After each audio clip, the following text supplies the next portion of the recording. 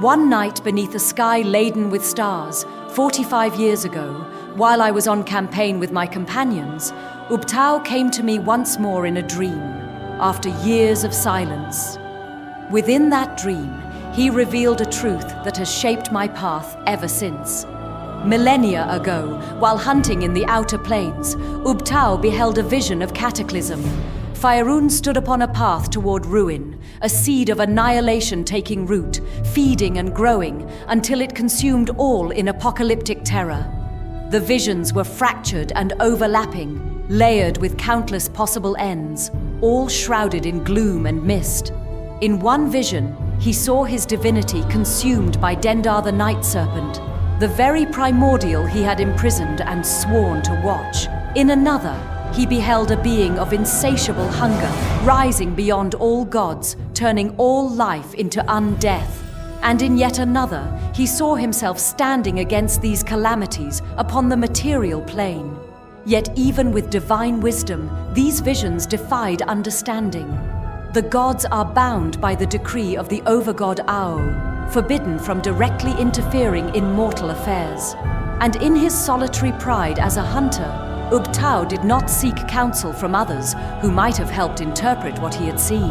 Thus, he bore these portents alone for centuries. For an age, he continued his divine duties, ever watchful for signs of the threats he had glimpsed.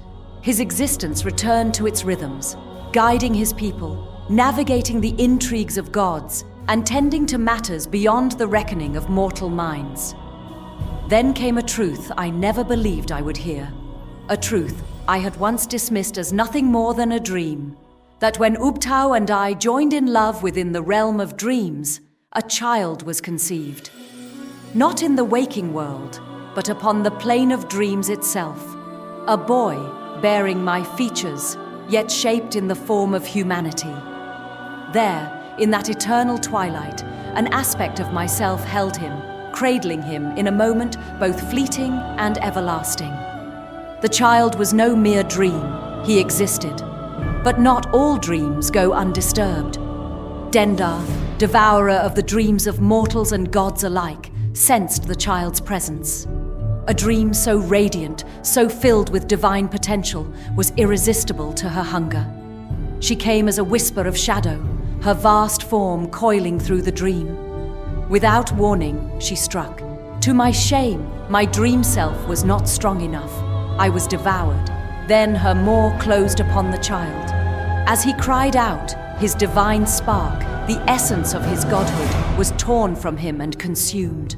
His wail pierced the veil of dreams, and something answered. From beyond the stars, Ubtao came. He arrived as the serpent's fangs sank deep, and with terrible force he wrenched the child from her jaws. But it was too late. The boy's divinity was gone, his spark swallowed by Dendar. What remained was his mortal form, stripped of godhood, stripped even of a celestial soul. Though Dendar was driven back, she had tasted the child's essence. In doing so, she glimpsed fragments of what he might one day become. With that knowledge, she began to weave her own dark designs. Ubtao wept, for at last he understood his visions. It was not his own divinity that would be devoured, but his child's, and the figure he had seen standing against the coming darkness was not himself, but his son, one who could walk both the mortal and divine paths. Grief consumed him, as did regret for the pride that had kept him from seeking counsel. This child had been meant to stand against the coming calamity, to shield the world from the rise of a dark godling. And now that destiny lay in ruin. Yet Ubtao could not abandon him. He carried the child beyond time, into the astral plane, where age holds no dominion. There, the boy drifted within a celestial nebula, watched over by Ubtao's most loyal servant, Orthendriel, a planetar of unwavering devotion. Still, Ubtao refused to accept that all was lost. He turned at last to another, Savras, the all-seeing, god of divination. Through Savras's sight, the visions became clearer. Possibilities unfolded, what was, what is, and what might yet be. And among them, one truth remained constant, the rise of the dark godling. But Savras also saw hope. The very tragedy that stole the boy's divinity had created a rare opportunity.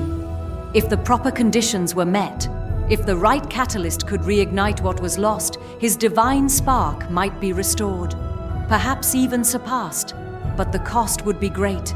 The boy's very being would be shattered and remade, forever altering the man he might have been. And even then, his fate could not be seen. Whether he would rise or fall remained uncertain. Ubtao grieved, yet resolved himself to the path ahead. For though the boy had lost his divinity, he was still his son, and so he waited. For 3 centuries, the child drifted in the astral plane, untouched by time.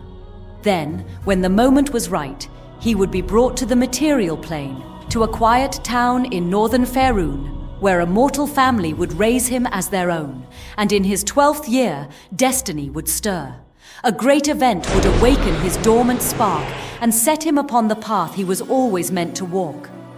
While he waited, Ubtao set aside his pride and sought the aid of other gods, weaving quiet alliances to strengthen the chances of success. And then, he came to me on that fateful night. Ubtao revealed all of this so that I might prepare. I was to build a place where the boy could be guided, where his mind would be sharpened and his strength refined. And above all, he would need a guardian, one who would stand beside him without fail. Through his guidance and the clarity I gained through lichdom, my purpose became undeniable. With the wealth I had gathered in my years of adventure, I founded the Adventurers Academy in Parabor, a crucible of hardship and resilience where heroes are forged. To my dearest friend, Binksby Troubles Procket, I entrusted the creation of a companion, one who would guide and protect the boy. To my ally Sindra, I gave another charge, to gather knowledge, uncover the truth of the coming calamity, and prepare the world for what lies ahead. As the years passed, Ubtao's visits grew fewer, yet he never abandoned me. Love remained in his gaze, though it was ever shadowed by sorrow. Whether he grieved for Chult, for his son, or for something beyond even a god's understanding, I cannot say. And so, I waited.